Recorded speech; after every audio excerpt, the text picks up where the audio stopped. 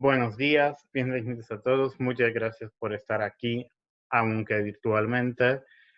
Me da un placer poder participar en el Festival Alcocan y espero que la próxima vez podré estar ahí personalmente en La Habana y también estoy esperando al momento en que se podrá viajar. Ahora les estoy mandando saludos desde Varsovia. Aquí ya está llegando el invierno, ya son los primeros días de nieve. Pues quemando mucho calor desde Cuba también para mí. Y bueno, muchas gracias a Michelle por invitarme para dar esa charla. Soy estudiante de doctorado en la Universidad de Varsovia y cuando Michelle me propuso preparar esa charla, consideré que sería interesante poner al debate una publicación que por ahora está en proceso de preparación, que es sobre la resiliencia. Así que el tema de mi charla será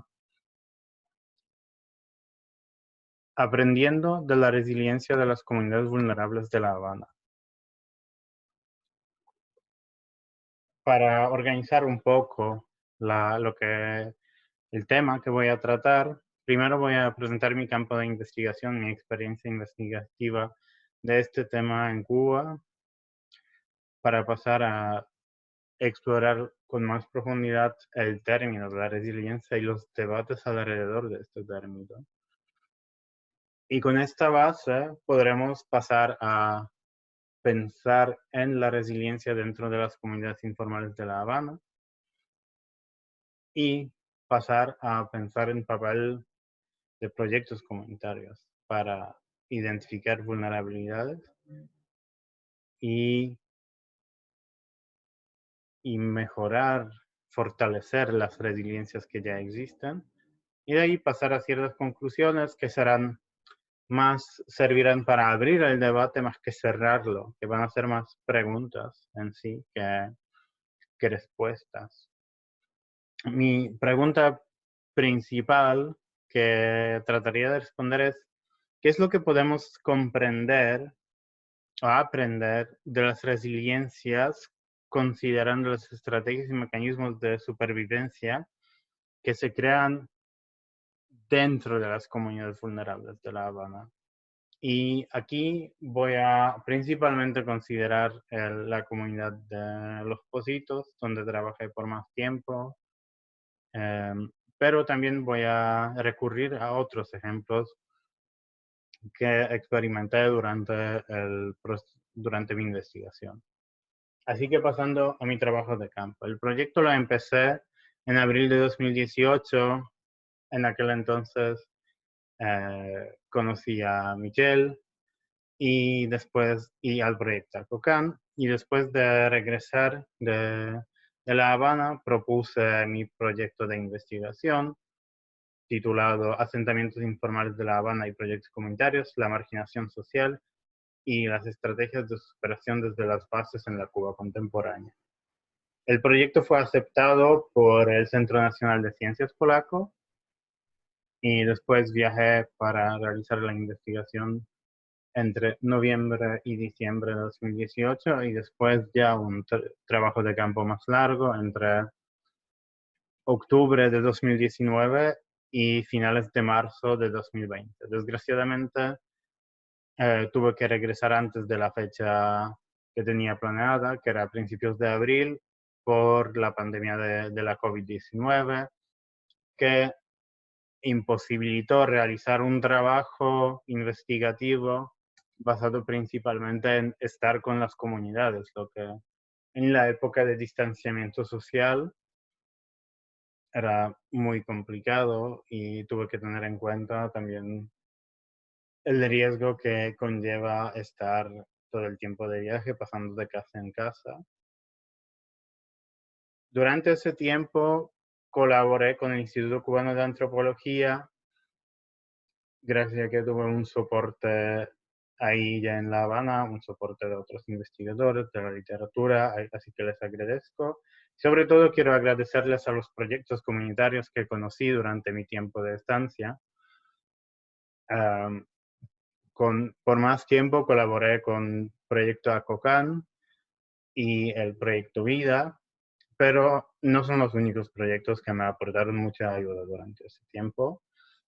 Y a pesar de que no los mencione aquí, también para ahorrar el tiempo, les agradezco mucho la manera en que me recibieron, toda la información que me aportaron y las amistades que hice durante ese tiempo. Así que pasando a la resiliencia, cuando consideramos la resiliencia, el,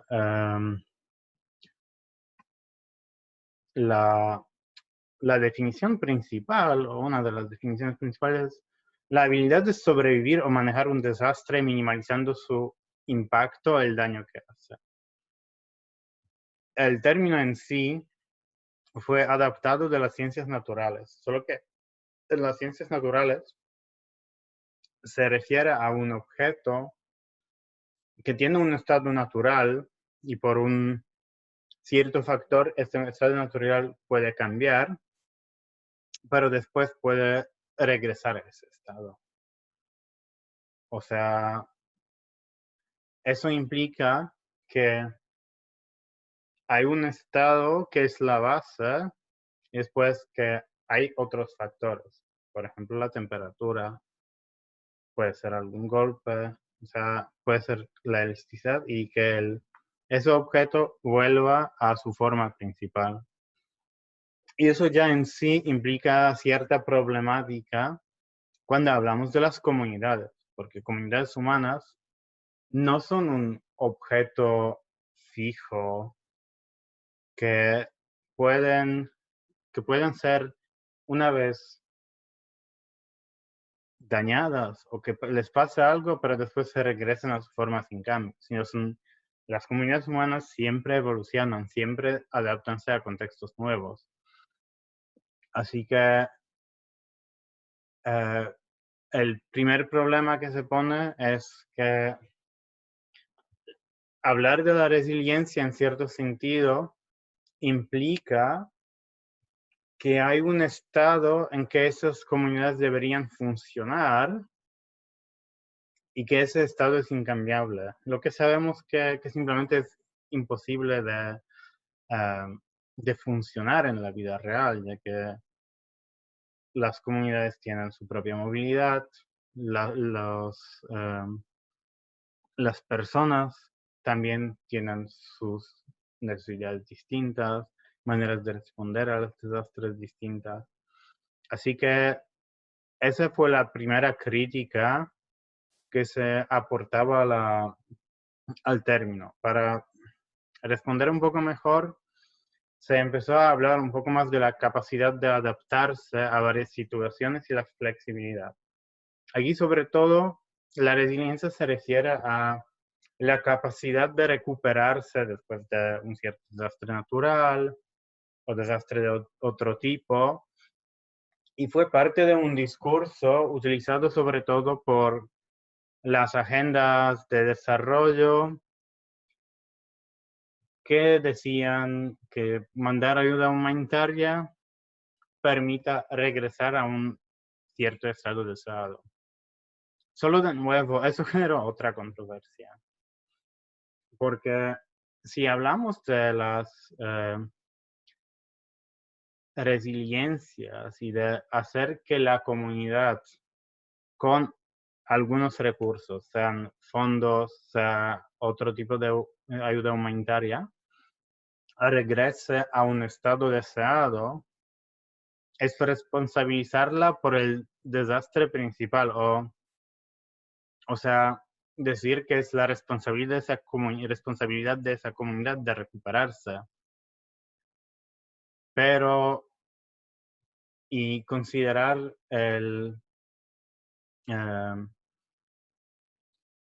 como el desastre como tal, como algún factor aleatorio, lo que no es verdad, porque muchas veces desastres naturales son generadas por los humanos o por procesos de cambio climático a nivel global, a nivel regional, y afectan a comunidades más vulnerables. Pero no son esas comunidades que crean esas vulnerabilidades, y también esas comunidades muchas veces están en posición de vulnerabilidad por factores económicos, por factores sistémicos, que en este caso iban a ignorarse. Que uno de los ejemplos podría ser Haití, después del desastre, que muchas veces la ayuda no consideraba el pasado colonial de Haití y la, em, y la necesidad o la vulnerabilidad en cuanto a la economía haitiana de su em, de su antiguo metrópoli de Francia. Y, y todo eso era problemático desde el punto de vista de desarrollo. Aún así, yo comparto la opinión que si consideramos la resiliencia como algo que sale desde las comunidades y que aprendiendo los mecanismos de resiliencia que funcionan en esas comunidades, podemos aprender mejor primero cómo funcionan esas comunidades vulnerables y responder mejor a las vulnerabilidades y dar sobre todo la voz en cuanto a todos esos temas a las comunidades en sí mismas. Y eso me parece especialmente importante dentro del contexto cubano, que Cuba tiene un sistema político distinto que países europeos o países como Estados Unidos o Canadá, y eso también tiene su impacto en formas de manejar el riesgo, que incluso especialmente cuando hay huracanes en el Caribe, muchas veces se compara las estrategias de manejo de riesgo, especialmente de la vida humana en Estados Unidos y en Cuba, muchas veces mostrando que Cuba es mucho más eficiente en minimizar ese riesgo humano y el impacto que tiene, a pesar de tener, obviamente, fondos mucho más limitados para manejar este riesgo. Pero es más, es el contexto cubano y también el papel de la informalidad dentro de la vida cotidiana, especialmente en esas comunidades vulnerables, también tiene cierto impacto en cómo se crean las resiliencias, porque esas estrategias desde la base de las resiliencias se van a crear dentro de los mecanismos de la informalidad, desde las pequeñas cosas, considerando las economías informales, y que muchas veces esas comunidades crean sus propios mecanismos económicos, sus propias economías que responden a las necesidades dentro de la comunidad. O sea, que haya alguien que venda comida, que traiga la comida para la comunidad, aunque a veces como las tiendas estarán más alejadas, que siempre hay alguien que aparezca vendiendo productos, que también aparezcan personas que venden medicinas, que a veces pueden estar en escasez, que, que aparezcan personas que ofrezcan ropa para comprar, que son productos de primera necesidad, que las comunidades propias crean maneras de satisfacerlas. Y es algo muy importante para considerar también eso, porque al crear esos mecanismos aparece más variedad y mejor capacidad de respuesta en situaciones de escasez y más opciones simplemente. Y especialmente como en momentos de escasez de productos, de esas economías locales no necesariamente pueden responder a todos los problemas, pero siempre permiten abarcar algunos temas y responder a las necesidades. Mm. Es más,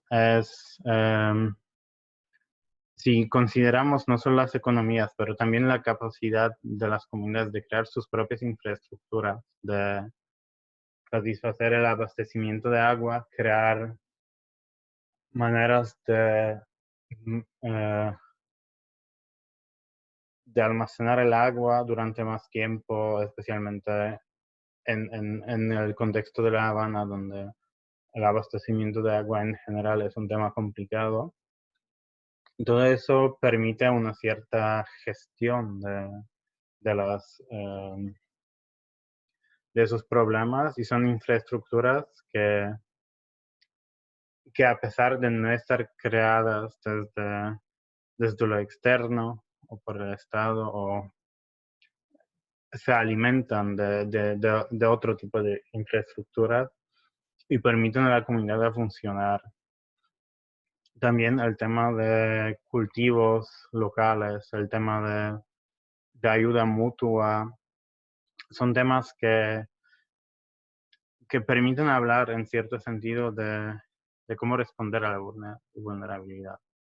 Sin embargo, hay problemas que necesitan ayuda más sistémica. Creo que aquí cabe mencionar también el tema de los desechos, el tema de la basura, que en muchas de las comunidades que conocí, la basura era, por un lado, una fuente para la economía, porque podían encontrarse materiales reciclables que después podrían venderse o procesar, pero al mismo tiempo es algo que genera problemas, algo que genera polución, algo que atrae a los bichos, a las enfermedades. Así que necesita una respuesta más sistémica. Y sabiendo eso, también se pueden crear mecanismos que responden, por un lado, capaz a la necesidad de mejorar las economías, también gracias a materiales reciclables, pero al mismo tiempo a sacar esa basura que a veces aparece en lugares difíciles de llegar por un camión, pero que después puede generar problemas dentro de la comunidad. Mm, y, y creo que aquí podemos pasar a lo que son los proyectos comunitarios, que muchos de los proyectos que conocí trabajan con el tema, el tema de la basura, el tema de reciclaje, obviamente el proyecto ACAN con sus talleres de reciclaje creativo, con los talleres um, de mapa verde, que es una metodología que está mucho más divulgada en Cuba, que permiten crear formas de responder a esos problemas. También cooperación con las comunidades puede fortalecer proyectos de la permacultura y en general de la agricultura dentro de la ciudad, que incluso muchas comunidades que vi, las personas tienen sus propios cultivos en la casa que o usan para su casa o también después para vender. Eh, Me refiero a cultivos de plantas, pero también a cría de animales. Y es otro mecanismo importante que fortalece las maneras de resolver problemas de las comunidades. Y me parece que como ese tipo de cooperación es algo em, que en muchos casos funciona o se trata de crear entre los proyectos y entre las comunidades. Como crear formas de supervivencia, crear formas de poder generar respuestas a necesidades o básicas o a veces un poco más elaboradas, porque incluso si consideramos talleres para niñas que en muchos proyectos se realizan, esos también dan un espacio. Por un lado, el niño está ocupado y cuidado por alguien adulto, pero también dan espacio para realizar trabajos, buscar otras opciones, preparar la casa y, y son mecanismos que trabajan más en el fondo, pero pueden de cierta manera alimentarse entre sí. Y como manera de conclusión, yo considero que la resiliencia en sí nos permite entender mejor las, mm, como la capacidad de las comunidades de autogestionarse y responder a los desastres, sean pequeños o más grandes, y especialmente comunidades vulnerables que experimentan problemas, por ejemplo, inundaciones de los ríos, donde muchas veces están creadas esas comunidades informales, y también desastres más grandes, y así eh, como se puede aprender mucho mejor cómo funcionan esas comunidades y generar respuestas a las necesidades que tienen, porque muchas veces simplemente eh, el desplazamiento de la comunidad no, mm, a pesar de que a corto plazo mejore sus condiciones de vida, muchas veces no resuelve muchos problemas, o crea más problemas dentro de esas comunidades. Así que respuestas más localizadas y creadas en diálogo con los proyectos pueden tener más impacto como resultado. Bueno, ya voy terminando. Muchas gracias por tenerme acá. Si ustedes tienen algunas preguntas, quieren discutir algo, tienen comentarios, les invito a escribirme un email. Aquí dejo mi dirección. Y otra vez les mando mucho amor desde Polonia y espero verles pronto. Chao.